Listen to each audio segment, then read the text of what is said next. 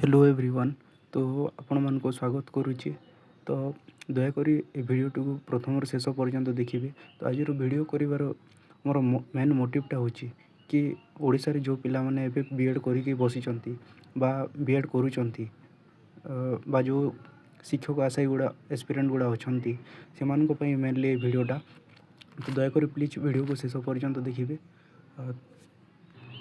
आम ओडिशा रे जो शिक्षक आशायी बा टीचर एस्पिरेंट जो अछंती बहुत पिला माने बीएड करके घरे बसिचंती किंबा प्रिपरेशन करुचंती गोटे 2 वर्ष है। तो आपण मानको मन रे क्वेश्चन आसुथिबो कि ओडिशा रे तो एते गुडे वैकेंसी अछि किंबा बहुत गुडे पोस्ट खाली पड़ी किंतु ताहा कहीं एपर्यंत कौन सी नोटिफिकेशन आसी ना। यूट्यूब रे बहुत गुडे यूट्यूबर बहुत गुडे टीचर कहते कि 6000 वैकेंसी आसीबो 7000 वैकेंसी आसीबो 10000 आसीबो 15000 आसीबो एमती कहते किंतु आमे गोटे रियलिटी चेक इति देखिबा कि प्रकृत रे कौन वैकेंसी आसीबार अछि ना नहीं। तो ये मु पूर्व जो वैकेंसी गुड़ा आसी तार डाटा कलेक्शन करिकी ये मुझे लिखी देछि आपण मानको जानिबा पई जे आपण एठी देखि परिबे। 2022 रे ओडिशा रे प्रथम थर पे गोटे ह्यूज वैकेंसी आसीथिला नियरेस्ट पास्ट रे। तो सेटा आसीथिला ओडब्ल्यूसी रो RHT vacancy jar notification आसीथिला December 2022 रे और तार रिजल्ट आसीथिला अक्टोबर 2023 रे। माने ऑलमोस्ट 1 ईयर तार रिजल्ट प्रोसेस को लागिथिला। तापरे देखिबा आमे एसएसबी टीजीटी आसीथिला एसएसबी टीजीटी जहाँ कि जनवरी 2024 रे आसीथिला और तार रिजल्ट विदिन 8 to 9 मंथ्स 2024 अगस्त नवेम्बर तार रिजल्ट आसीथिला। तापरे आमर ओडब्ल्यूसी रो एलटीआर टीचर रिक्रुटमेंट होता जोटा कि 2023 रे आसीबा कथा किंतु बीजेपी गवर्नमेंट आसिला तेणु तार नोटिफिकेशन टाक पुणी मॉडिफाई करके से अक्टोबर 2024 रे नोटिफिकेशनटा जारी करथिला।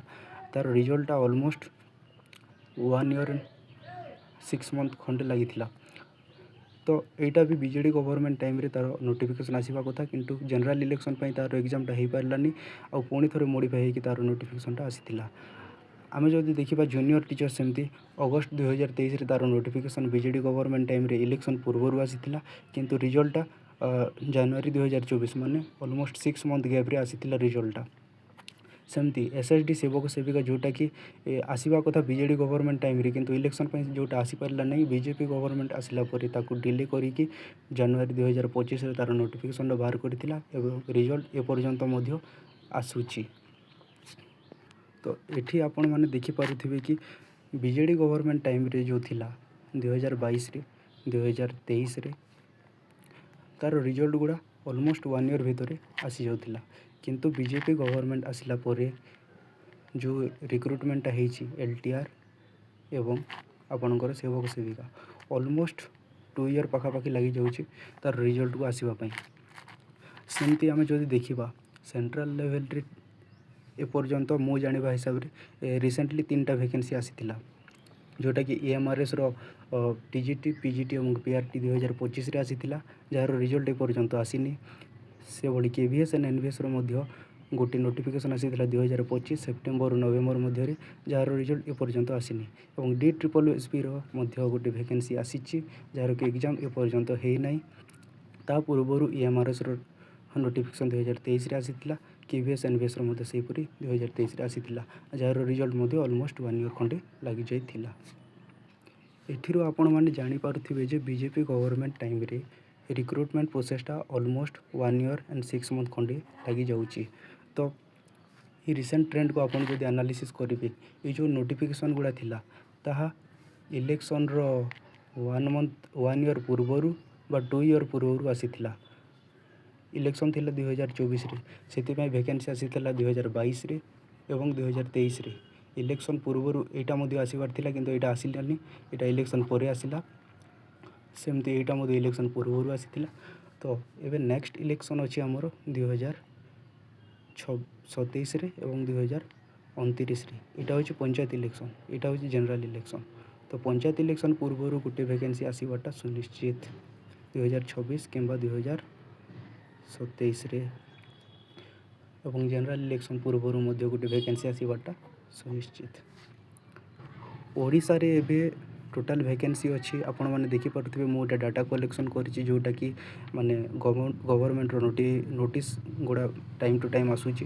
तो RHT स्पेशल ड्राइव जोटा अच्छी टोटाल 5000 प्लस वैकेंसी अच्छी। SSB TGT जोटा अच्छी 1500 प्लस वैकेंसी अच्छी। OAVS रे TGT PGT मिसिकी टोटाल 750 प्लस वैकेंसी अच्छी। OPSC रो सेमती PGT और SSB रो PGT मिसिकी टोटाल पाखापाखि 300 पाखापाखि वैकेंसी अच्छी। जूनियर टीचर देखा गली पाखापाखि 40,000 वैकेंसी ओडिशा रे भी अच्छी। तो आम ए एक्सपेक्ट करिपरिबा कि अपकमिंग जो वैकेंसीटा आसीबो ताहा आइदर जूनियर टीचर आसीपारे नहेले SSB TGT आसीपारे। RHT स्पेशल ड्राइव आसबार कथा उठुनी कारण यहाँ दुईटा स्टेज रे एग्जाम हुए प्रिलिम्स और मेंस। तो यहाँ लगिज पाखापाखि 1 ईयर। सो गवर्नमेंट ट्राए करिवो कि SSB TGT आइदर बाहर करिवो नहेले जूनियर टीचर बाहर करिवो जोटा कि ऑलमोस्ट 8 to 9 मंथ भितर तार रिजल्ट देवा से चेष्टा करिवो। किंतु ये वैकेंसी बाहर करने को हेले आम मानक आमर निजर अधिकार पाई स्ट्राइक करने पड़ो। विदाउट स्ट्राइक बीजेपी गवर्नमेंट रे आपण मैंने आशा करतुनि कि कौन सी वैकेंसी आसीबो। सो गोटे शिक्षक आशायी संघ अच्छी ग्रुप जो थारे कि समस्ते माने डिसीजन नहीं कि 22 जून आसंता 22 जून रे भुवनेश्वर लोअर PMG ठारे गोटे स्ट्राइक हम विशाल स्ट्राइक हम। पाखापाखि आपण मैंने ट्राए करूँ कि भुवनेश्वर 22 तारिख आसवाई एवं निज फ्यूचर पाई आपण सरकार को निजर अधिकार मागंतु।